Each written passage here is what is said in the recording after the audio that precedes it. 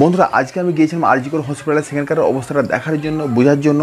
সেখানে যে ছাত্ররা কী ধরনের বিক্ষোভ করেছে সেটা দেখব, এবং ওখানে প্রশাসন যে তারাই কী ব্যবস্থা নিয়েছে, কী অবস্থাটা, মানে একবারে সেই জায়গাতে গিয়ে সেই জায়গাতে দাঁড়িয়ে সেই অবস্থাটা বোঝার চেষ্টা করব, এবং এই সমস্ত কিছুটাই তোমাদের সঙ্গে শেয়ার করব। তাই ভিডিওটা লাস্ট অবধি দেখতে থাকো। এবং এক মহিলা, তিনি এক স্কুল টিচার, তার বোন ওখানে আরজি করে স্টুডেন্ট।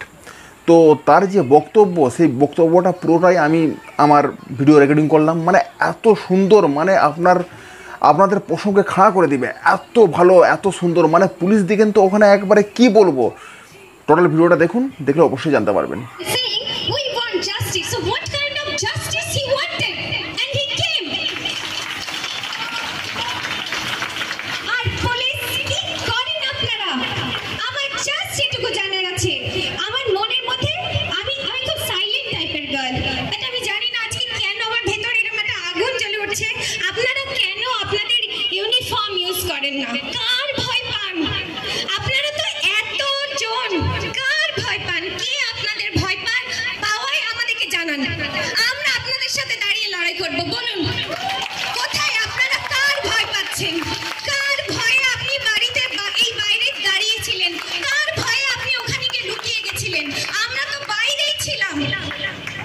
আপনারা কার ভয় চলে গেছিলেন? আপনাদের হাতে তো বন্দুক থাকে, আমাদের হাতে তো সেটাও ছিল না। আমরা তো আপনাদের ভরসাতে এখানে ছিলাম। তাহলে আপনারা কার ভরসায়, কার ভয় পাচ্ছেন? আমাদেরকে বলুন, আমরা আছি আপনাদের সামনে। আমি তো আছি আপনার সামনে, আপনার সাথে দাঁড়িয়ে থাকবো। আপনি কোথায় বলুন? আপনার বাড়িতে কেউ নেই?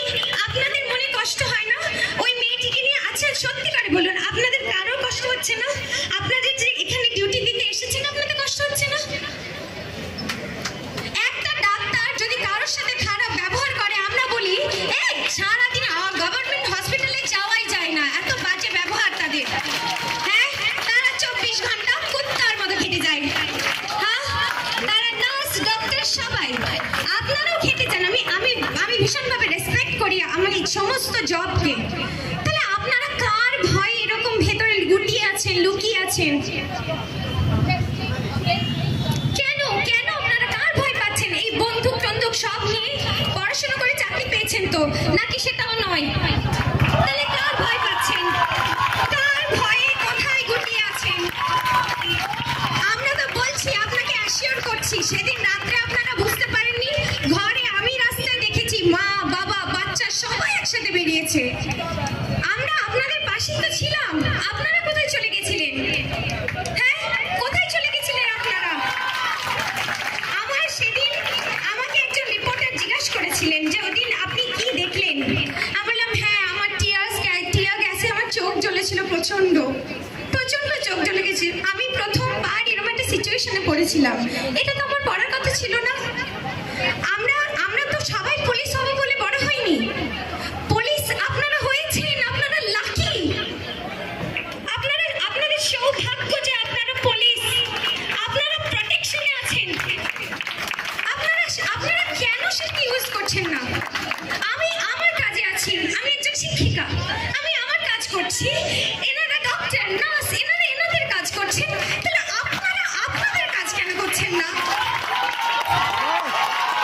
আমার বাড়িতে চুরি হয়েছিল, আমি পুলিশের কাছে গেছি, পুলিশকে বলেছি যে এই চোরের বৃত্তান্ত দিয়েছি পুরো, যে এরকম ভাবে আমার বাড়িতে চুরি হয়েছে। আমি তখন একা থাকতাম একটা বাড়িতে। পুলিশ আমাকে জিজ্ঞাসা করেছে এত চোর আছে, আমি কোন চোরকে ধরবো? ওইটা আমাকে পুলিশ জিজ্ঞাসা করেছিল, বড়নগর পুলিশ, যে এত চোর আছে আমি কাকে ধরবো? আর আমি একটা মেয়ে যে চোরের পেছনে ছুটে গেছিলাম, তাকে ধরতে পারিনি বলে পুলিশের কাছে গেছিলাম। তাহলে পুলিশ আমাকে জিজ্ঞাসা করছে যে আমি কোন চোরকে জিজ্ঞাসা করবো? এই প্রশ্নের উত্তরের জন্য আমি কোন দেশে আছি? তাহলে আমাদের তো বাচ্চাদেরকে শেখাতে হবে যে পুলিশ তোমার হেল্প করবে না, ওই পোশাককে সম্মান দেওয়ারও প্রয়োজন নেই। আর আমার মনে হয় বাচ্চারা জেনে গেছে যে পুলিশ কিছু করে না। কেন বাচ্চাদেরকে পুলিশের ভয়ও দেখানো যায় না? কেন তারা এখন যেন সে কিরকম পাথর মূর্তি। এ বলবে ওদিকে যাবে, ওরা ওদিকে যাবে। বি বলবে আপনি ওদিকে বাথরুমে চলে যান, লুকিয়ে যান, ওরা লুকিয়ে যাবে। কিছু আপনারা আজকে এখানে ডিউটি দিচ্ছেন কেন আমি জানি না, এটাও কি আপনাদের বলা হয়েছে? এখানে জাস্ট বসে থাকুন, ফেসবুক ঘাটুন, এটা হলে হয়ে যাবে? আপনাদের বিবেক বোধ কিচ্ছু কাজ করছে না, আর এসে সত্যিকারে আমাদের পাশে দাঁড়াতে ইচ্ছে করছে না, একদম ইচ্ছে করছে না। আপনার বাড়িতে মা বোন কারোর জাস্ট একবার ইমাজিন করুন যে ওই মেয়েটির জায়গায় তাকে ইমাজিন করুন, এই সাহসটা দেখান। ওই মেয়েটির জায়গায় আপনার বাড়ির কাউকে ইমাজিন করুন, তখন বুঝতে পারবেন। আমি ইমাজিন করেছি, আমি আমাকে ইমাজিন করেছি, আমার বোন যে এখানে চাকরি করে তাকে ইমাজিন করেছি, আমার মাকে ইমাজিন করেছি, আমি যে সারাদিনের বাচ্চাদেরকে ক্লাস করাচ্ছি, জানেন আমি ওই বাচ্চাগুলোকে দেখে ভাবি এর কটা বেঁচে থাকবে বড় হওয়া পর্যন্ত, এর কটা আমার বয়স অবধি পৌঁছতে পারবে। এই যে ছোট ছোট বাচ্চাগুলো স্কার্ট পরে আমার কাছে ক্লাস করতে আসে, ওর কটা বড় হবে আমরা শিওর করতে পারবো যেন বেঁচে থাকবে? আপনারা পারবেন? আপনারা তো পুলিশ, আপনারা তো প্রোটেকশন দেন, আমরা অনেকটা ভরসা করে থাকি আপনাদের উপর। আপনারা কি করছেন? এখনো ফোন ঘাটছেন, আমি দেখতে পাচ্ছি।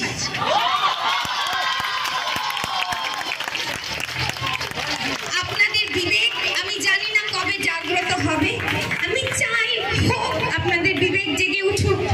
আপনারা শুধু ভাবুন যে আপনি একটা ইউনিফর্ম যেটা ভীষণ স্ট্রং, আপনাদের মতো করে যদি সেনাগুলো ভাবতে থাকে না তাহলে আর শেষ হয়ে গেল, আপনিও শেষ হয়ে যাবেন, আমরাও শেষ হয়ে যাব।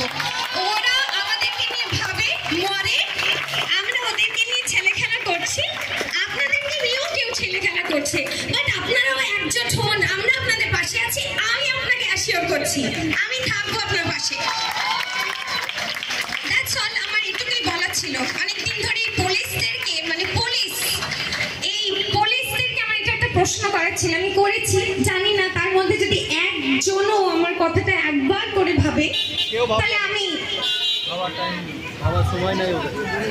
না, আমি তো ওটাই জিজ্ঞাসা করে যাচ্ছি যে কেন ওরা না, এটাই তো বিষয় যে আমরা এটাও ভাববো না lady police gents police ma'am, they are police, they should not have any gender, they are police, আমি মনে করি ওরা পুলিশ, ওদের কোনো জেন্ডার নেই। যেরকম সেনাতে গুলি দেওয়ার আগে কি কেউ দেখে এটা মেয়ে না এটা ছেলে? ওরা পুলিশ। একটা মেয়েরও যেরকম অধিকার আছে ছেলেদের প্রোটেকশন দেওয়ার, একটা ছেলেও পারবে মেয়েদেরকে প্রোটেকশন দেওয়ার। কেন শুধু আমরা এক্সপেক্ট করবো যে শুধুমাত্র লেডি পুলিশই লেডিদেরকে নিয়ে ভাববে? কেন জেন্টস পুলিশ যে মেয়েদেরকে নিয়ে ভাববে না? কেন ওরা হচ্ছে ফিমেল মেল বলে না? দে আর পুলিশ। আমি সরি, আমি আপনার সাথে সহমত হতে পারলাম না, বাট এটা ফ্যাক্ট। আপনারাও পুলিশ, আপনাদের কাছে একটা স্ট্রং হোল্ড আছে যেটা আপনাদের ইউনিফর্ম, আপনারা প্লিজ ওটাকে কাজে লাগান, আমাদের পাশে সত্যিকারে দাঁড়িয়ে থাকুন, সত্যি দাঁড়িয়ে থাকুন, এমনি ফর্মালিটিজের জন্য নয়। তাহলে আপনারা চলে যান, আমরা একারা লড়ে নিতে পারবো।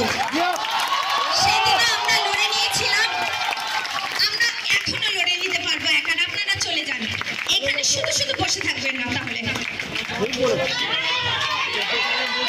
আমার এটুকুই বলার।